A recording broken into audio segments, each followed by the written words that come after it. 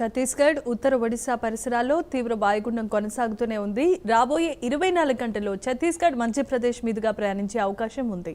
దీని ప్రభావం మేర రాష్ట్రంలో పలు ప్రాంతాల్లో వర్షాలు, ఈదురుగాలు కొనసాగే అవకాశం ఉండటంతో వాతావరణ శాఖ హెచ్చరికలు జారీ చేసింది.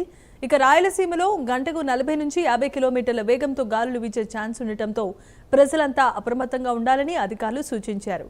అలాగే పలు జిల్లాలో తేలికపాటి నుంచి మోస్తారు వర్షాలు కురిసే అవకాశం కూడా కనిపిస్తోంది.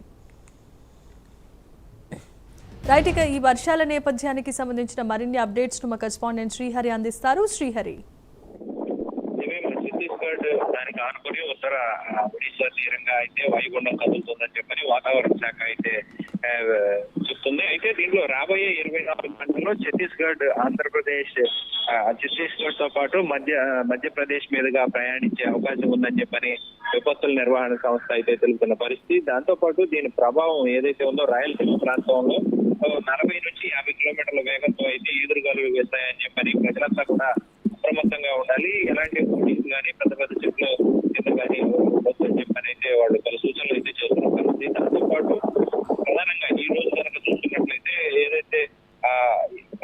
ఏదైతే ఈ వాతావరణ శాఖ తెలిపిన దాని ప్రకారం కనుక చూసుకున్నట్లయితే పలు జిల్లాల్లో అయితే పోలవరం, అదేవిధంగా తూర్పు గోదావరి, ఏలూరు కొన్ని చోట్ల మోస్తరు వర్షాలు కురిసే అవకాశం ఉందన్నారు. దాంతో పాటు శ్రీకాకుళం, మండ్యం జిల్లా, కాకినాడ, కోనసీమ, పశ్చిమ గోదావరి, కృష్ణా, గుంటూరు, బాపట్ల, పల్నాడు అక్కడక్కడ కూడా తేలికపాటి వర్షాలు కురుస్తాయని చెప్పని వాతావరణ శాఖ అయితే వెల్లడిస్తుంది. దాంతో పాటు మార్కాపురం, నెల్లూరు, సత్యసాయి, వైఎస్ఆర్ కడప జిల్లాల్లో కూడా చెదురుమదురు తేలికపాటి వర్షాలు అయితే కురిసే అవకాశం ఉన్నట్లుగా అయితే వాతావరణ శాఖ అయితే చెప్తున్న పరిస్థితి కనపడతా ఉంది. Jemimah, thanks for the update Srihari.